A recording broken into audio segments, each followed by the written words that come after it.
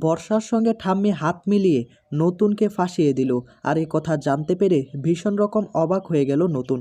সম্পূর্ণটা জানতে ভিডিওতে লাইক দিয়ে চ্যানেলটিকে সাবস্ক্রাইব করে দেখতে থাকুন।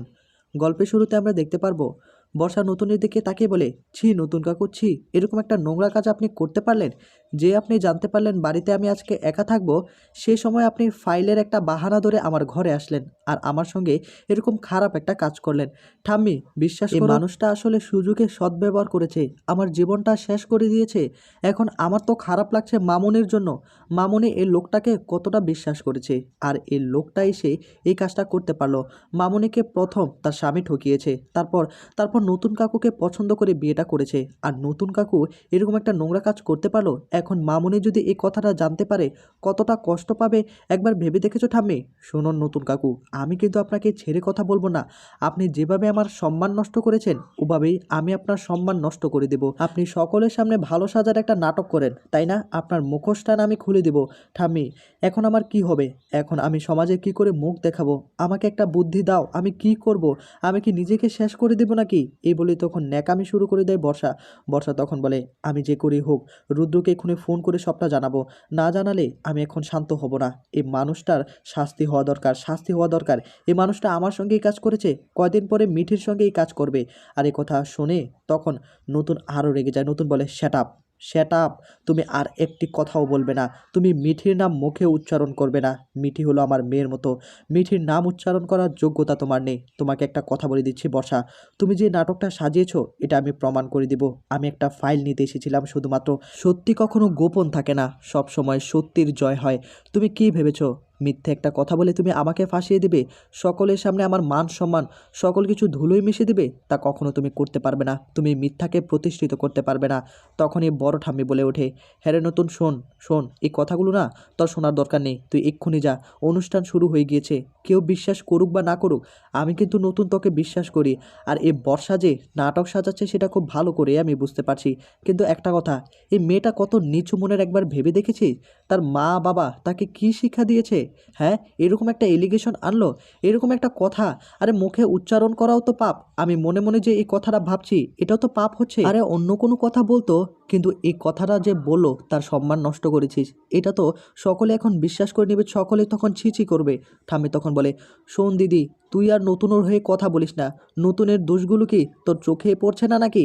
হ্যাঁ, মেয়েটা কান্না করছে দেখছিস, মেয়েটা হাউমাউ করে কান্না করছিস, কান্নাটা কি নাটক করছে নাকি? নতুনকে আমি আগে থেকেই সন্দেহ করতাম, এ আমার বৌমার দিকে চোখ তুলে তাকিয়েছে, আমার ছেলের বউ। তুমি চিন্তা করে দেখেছো দিদি, অন্যের বউয়ের প্রতি যার এত লোভ লালসা থাকতে পারে সে কি বর্ষার সঙ্গে এই কাজটা করতে পারে না? হ্যাঁ রে নতুন, তুই কি করে পারলি এই কাজটা করতি? তোর না আসলে মরে যাওয়া উচিত। তুই আসলে বেঁচে আছিস এটাই বেশি হয়ে গিয়েছে। তোর সামনে যে আমি দাঁড়িয়ে কথা বলছি আমার লজ্জা লাগছে রে। কি করে পারলি এরকম একটা কাজ করতে? ছি, আমার ঘেন্না হচ্ছে তোর সঙ্গে কথা বলতে। নতুন তখন অবাক হয়ে মাসির দিকে তাকিয়ে থাকে, মাসিকে প্রশ্ন করে, মাসি তুমিও আমার প্রতি এলিগেশন দিচ্ছ? তুমিও বর্ষার কথাগুলো বিশ্বাস করে নিলে? সারাটা জীবন আমি তোমার পাশে ছিলাম, তোমাকে খাইয়ে পড়িয়েছি, আর তুমি এই প্রতিদান দিলে? তুমি এই আমাকে চিনলে? নিঃস্বার্থভাবে তোমাদের পাশে আমি দাঁড়িয়েছি। কই, যখন চন্দ্র ছিল তখনও তো তোমাদের পাশে ছিলাম, আমি ছিলাম না? চন্দ্র কমলিনীকে ঠকিয়েছে, তার পাশে এসে দাঁড়িয়েছে, তোমাদের থেকে আমি কোনো কিছু আশা করিনি। কিন্তু তোমরা যদি এরকম করার চেষ্টা করো, আমার সম্মান নষ্ট করার চেষ্টা করো, আমাকে ফাঁসানোর চেষ্টা করো, সেটা তোমরা কোনোভাবেই করতে পারবে না। আমি এত সহজেই হেরে যাব না। আমি আমার সারাটা জীবন ধরে যে সম্মান অর্জন করে এসেছি সেটা আমি কোনোভাবেই নষ্ট হতে দেব না। শোনো বর্ষা, তোমার সঙ্গে আমি এখন কোনো কথা বলতে চাই না। আমার অনুষ্ঠানে যেতে হবে, তা না হলে অনুষ্ঠানটাই হবে না। আমি অনুষ্ঠানটা নষ্ট হতে দেব না। কিন্তু একটা কথা তোমাকে বলে যাচ্ছি, যে নাটক তুমি সাজিয়েছো, যে মিথ্যার আশ্রয় নিয়ে তুমি সেটাকে প্রতিষ্ঠিত করার চেষ্টা করছো, সেটা তুমি কখনো করতে পারবে না। সত্যের জয় হয়, আর সত্যি সবসময় আমার পাশে আছে। সারাটা জীবন ধরে আমি লড়ে এসেছি, আমি বাকি জীবনটাও লড়ে যাব। কিন্তু আমার বিরুদ্ধে কোনো এলিগেশন আনবে এটা আমি সহ্য করবে না। কি ভেবেছো বর্ষা, হয়তোবা মাসি তোমার কথা বিশ্বাস করে নিয়েছে, কমলিনী কোনোভাবেই তোমার কথা বিশ্বাস করবে না। অন্যদিকে অনুষ্ঠান শুরু হয়ে যায়, প্রথম পর্বও শুরু হয়ে যায়, কিন্তু নতুন এখনও আসলো না। তখনই কমলিনী ভীষণ রকম চিন্তা করতে থাকে, মানুষটা অনেকক্ষণ হয়ে গেল বাড়িতে গেল, এখনও আসার কোনো নাম নেই। কোনো বিপদ আপদ হলো না তো? একটা তো ফোন করতে পারতো। অনেকক্ষণ হয়ে গেল। কিছুক্ষণ পরই সেখানে কুর্চি চলে আসে। আর কুর্চিকে দেখে খুশি হয়ে যায় কমলিনী। আর তখনই কুর্চিকে প্রশ্ন করে কমলিনী, কি তুমি আসলে যে? তোমার তো আসার কথা ছিল না, সব কিছু ফেলে কি করে আসলে?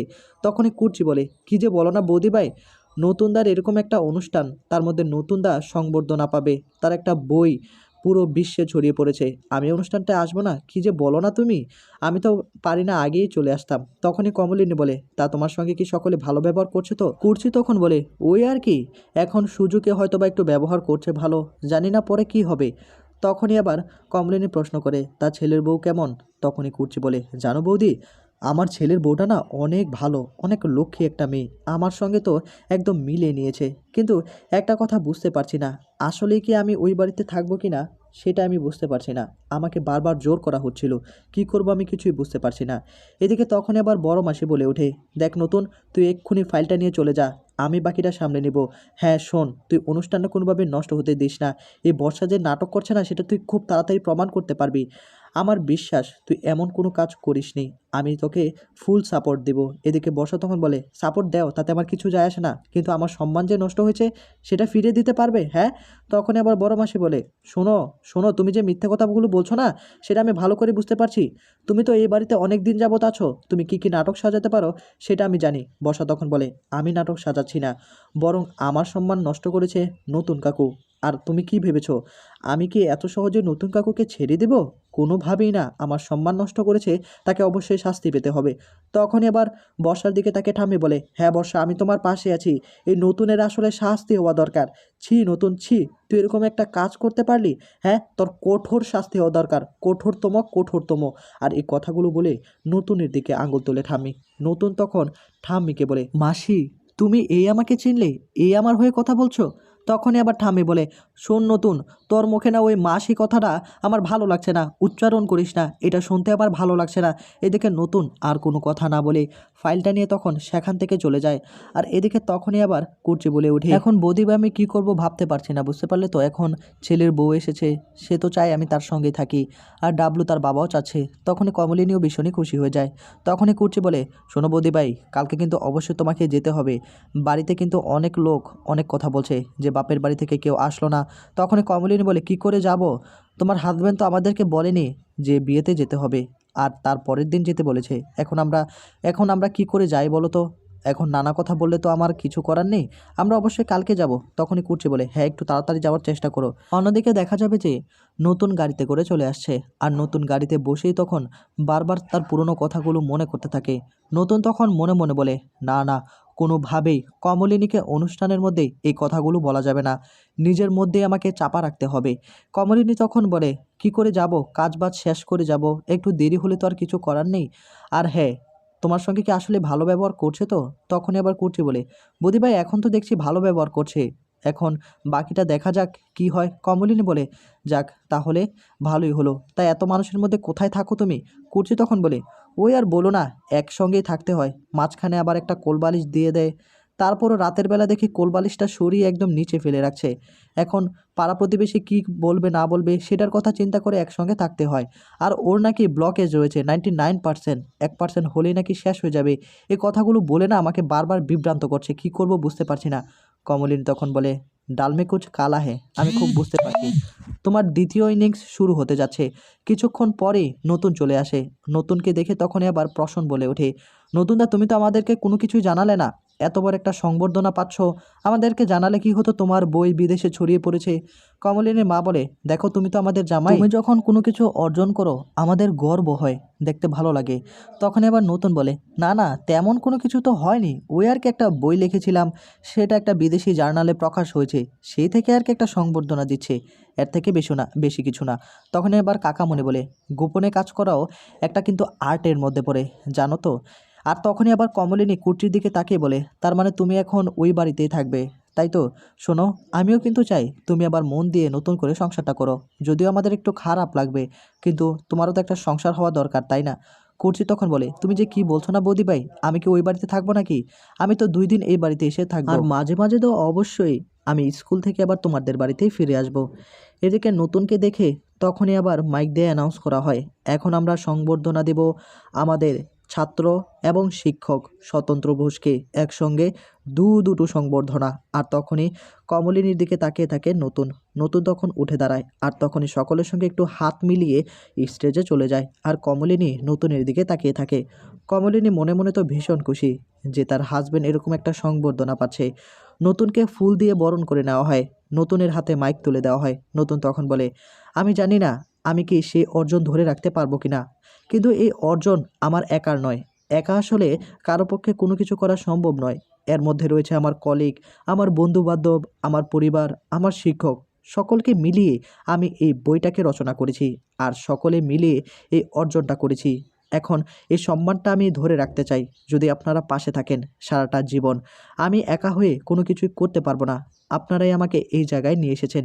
আমি আসলে বিজ্ঞান নিয়ে থাকতে চাই। আমি যুগ যুগ ধরে বিজ্ঞানকে বাস্তবসম্মত করতে চাই, ভবিষ্যতে এটাকে অগ্রসর করতে চাই। কিছুক্ষণ পরে আবার অ্যানাউন্স করা হয়, একটা সংবর্ধনা পেয়েছেন, আরেকটা সংবর্ধনা অবশ্যই দিব। আপনার সহধর্মিণীকে ডেকে নিতে চাই। আপনার বিয়েতে তো আমাদেরকে নেমন্তন্ন করেননি, ছোটোখাটো একটা কেক কেটে আমরা এটা সেলিব্রেশন করতে চাই। তখনই সেখানে কেক নিয়ে আসা হয় আর সকলেই হাততালি দিতে থাকে। কেক এনেই তখন কমলিনী এবং নতুন দুজনেই কেকটা কাটতে শুরু করে, দুজন দুজনাকে খাইয়ে দিতে শুরু করে। অন্যদিকে রশ্মিবতী বসে থাকে এবং বলে, কি ন্যাকামি হচ্ছে, আগে যদি জানতাম এমন হবে তাহলে তো আসতামই না। এটা কি অনুষ্ঠান হচ্ছে নাকি ন্যাকামো হচ্ছে কিছুই বুঝতে পারছি না। অনন্যা তখন বলে, আমারও ঠিক একই কথা, আমিও তো এরকম জানলে আসতাম না। এদিকে আবারও অ্যানাউন্স করা হয়, এখনও কিন্তু আমাদের অনুষ্ঠান শেষ হয়ে যায়নি। এখন আমরা স্বতন্ত্র ঘোষের মুখ থেকে গান শুনবো। তিনি কিন্তু শিক্ষকতার পাশাপাশি গান গান, আর আমরা একটা গোপন সূত্রে জেনেছি ওনার সহধর্মিণীও গান গাইতে পারে। তাই আমরা একটা ডুয়েট গান অবশ্যই তাদের মুখ থেকে শুনতে চাই। কমলিনী বলে, এটা আমি পারবো না। নতুন তখন বলে, আরে এখানে অনেক মানুষ রয়েছে, এখন কি করে না করবে বলো তো? দু এক লাইন আমরা গেয়ে শুনিয়ে দেই, তাহলে সকলেই খুশি হয়ে যাবে। তাদের কথাটা তো রাখতে হবে, না হলে তো সম্মানটা নষ্ট হয়ে যাবে। এ বলে তখন নতুন কমলিনীকে বুঝিয়ে গান গাইতে শুরু করে। তো বন্ধুরা, এই ছিল আজকের আপডেট। নেক্সট আপডেট পেতে চ্যানেলটিকে সাবস্ক্রাইব করে রাখুন। ধন্যবাদ।